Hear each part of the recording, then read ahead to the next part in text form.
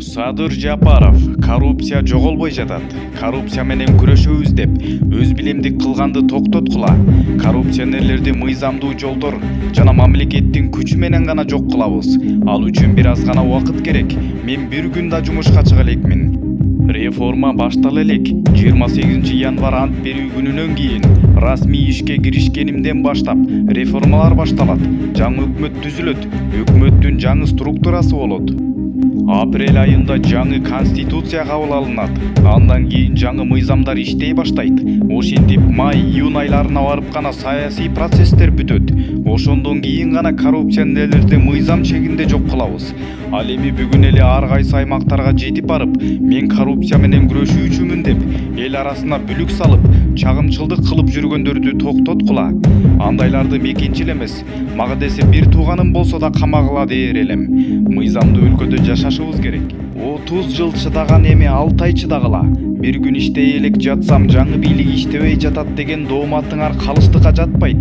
Чагымчылдыктын, бирөөлөрдүн куралы болуштун дагы чеги болуш керек, деп жазат Садыр Жапаров өзүнүн социалдык тармагында. Эл чындыкты билсин.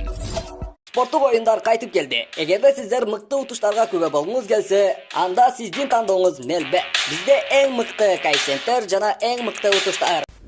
2017 жыл 2 апрель таңкы саат 5 номер 1 тергөө абагына дарыгерлер чакырылат. Саясатчы Садыр Жапаровдун мойну жана колу кесилген. Жапаров өзүнө келген соң кан тамырын өзү кескенин айтып, абактын кызматкерлерине, чогуу турган кишилерине доосу жок экенин билдирет. Акыбалым жакшы, нормаль менен отурам. Эки охранник кайдарып отурат.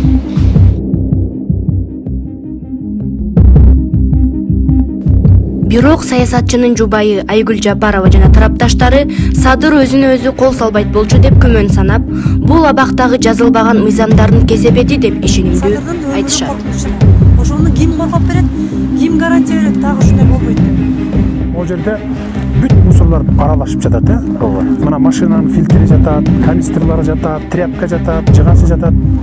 Сиз экөөбүздөн башканын бардыгы жатат. Ушуларды алып келгенде эле уже Эмне үчүн канадалык мафия менен кыргыздын үлкөндөрүнө буйруш керек деген теманы козгоп, жемкорлордун уюгуна таш ыргыткан.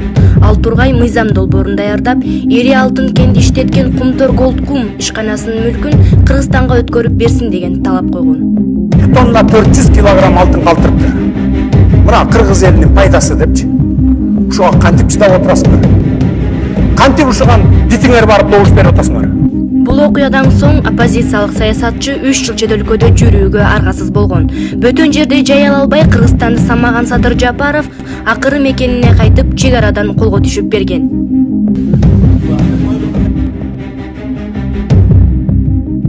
2017 жыл 20 июл Борбордук шайлоо комиссиясына абактагы Жапаровдон президенттик шайлоого талапкер катары катышууга арыз келип түшкөн.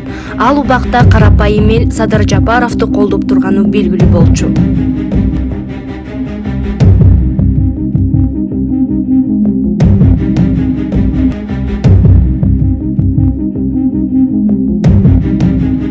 Туура 13 күн өткөн соң 1 май райондук соту Жапаровду 11 жыл 6 айга күчөтүлгөн тартиптеги абакка кесет. 49 жаштагы Садыр Жапаров акыркы сөзүндө соттун чечими бийликтин буйругу болду деп билдирген.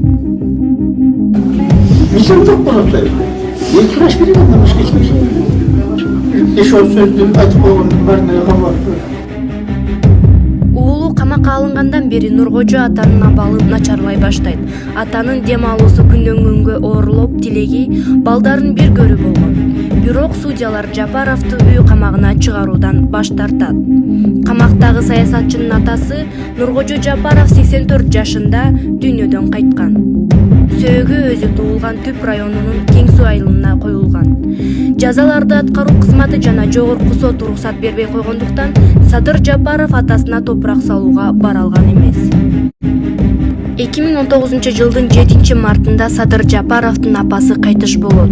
Саясатчыга бул жолкусунда уруксат берилип, апасын акыркы сапарга узатыш үчүн туулган кыштагына Ысык көлдүн Түп районундагы Кең Суу айылына келген.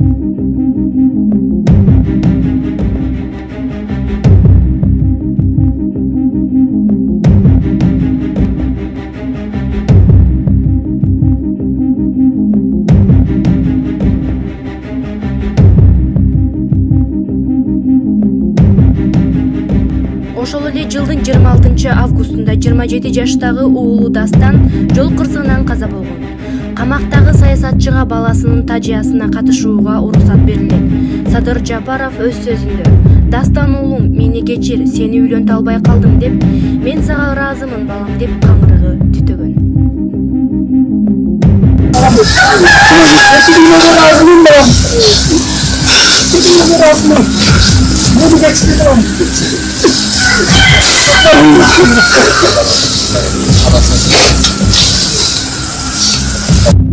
Садыр Жапаров ошол каргашалуу түнү уулу Дастанды сүзгөн унаанын айдоочусун кечиргенин айткан.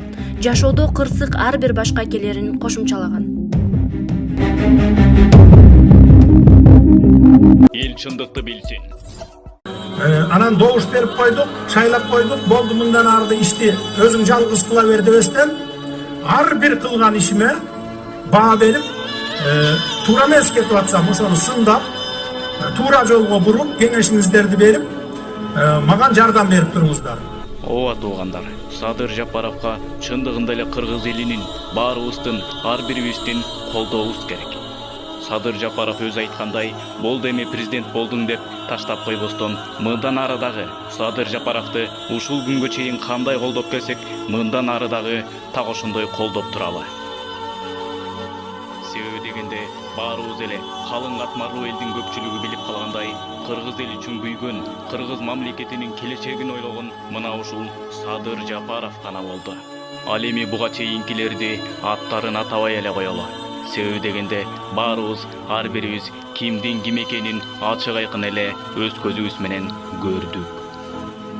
Ошондуктан биз дагы кыргыз мамлекети үчүн кайдыгер карабастан өз оюбуз менен бөлүшүп коюуну чечтик. Ошондуктан кыргыз элим, келиңиздер, Садыр Жапаровдун колуна кол болуп, күчүнө күч кубат болуп, мындан ары дагы колдоп, коргоп туралы. Садыр Жапаровго чындыгында эле биздин ар бирибиздин колдообуз керек. Ал эми мына бул Шумдук инфо каналына чыккан ар бир видеого лайк басып, каналга катталып, коңгуроону дагы иштетип койгонду унутпаңыздар. Анткени биз чындыкты, акыйкатты гана чыгарып турабыз. Эл чындыкты билсин.